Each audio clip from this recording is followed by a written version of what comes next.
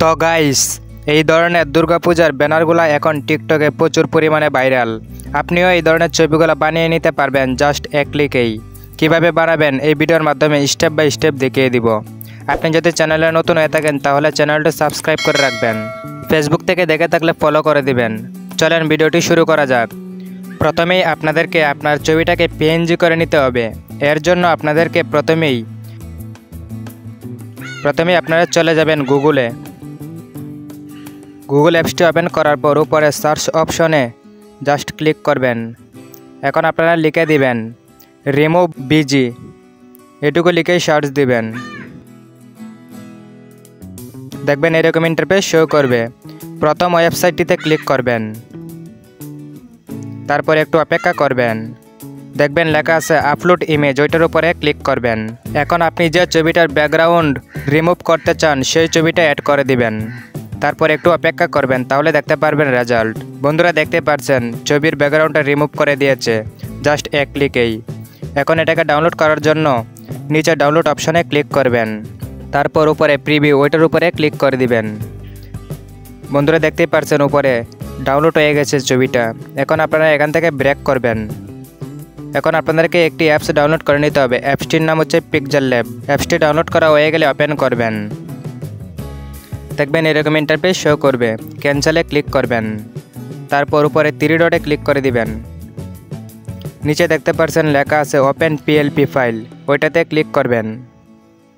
তারপর উপরে পিএলপিতে ক্লিক করবেন। এখন আপনারা এখান থেকে ব্রেক করবেন।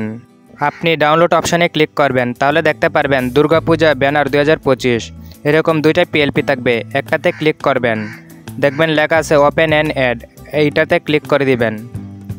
তারপর ব্রেক করবেন। বন্ধুরা দেখতেই পারছেন পিএলপি ফাইলটা অ্যাড করা হয়ে গেছে।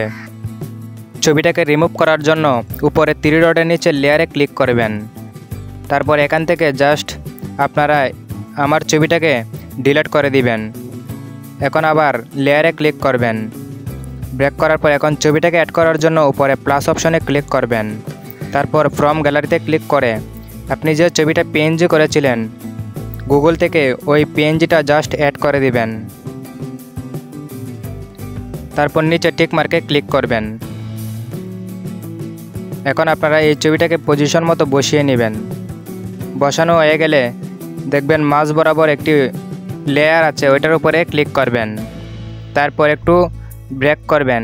দেখবেন লেখা আছে স্ট্রোকেট, ওইটাতে ক্লিক করবেন। তারপর এটাকে এনেবেল করে দিবেন। দেখতেই পাচ্ছেন বন্ধুরা চারিদিকে একটা বর্ডার অ্যাড হয়ে গেছে। এখন এটাকে বড় করার জন্য প্লাস অপশনে ক্লিক করেই দেখবেন চারিদিকের বর্ডারটা একটু বড় হয়ে গেছে। এখন ছবিটাকে গ্যালারিতে সেভ করার জন্য উপরে ফাইলে ক্লিক করবেন। তারপর নিচে দেখবেন লেখা আছে সেভ এজ ইমেজ, ওইটাতে ক্লিক করবেন। তারপর ডিফল্ট থেকে আল্ট্রা করে দিবেন। এখন সেভ করার জন্য সেভ টু গ্যালারিতে ক্লিক করবেন। দেখবেন ছবিটা গ্যালারিতে সেভ হয়ে গেছে।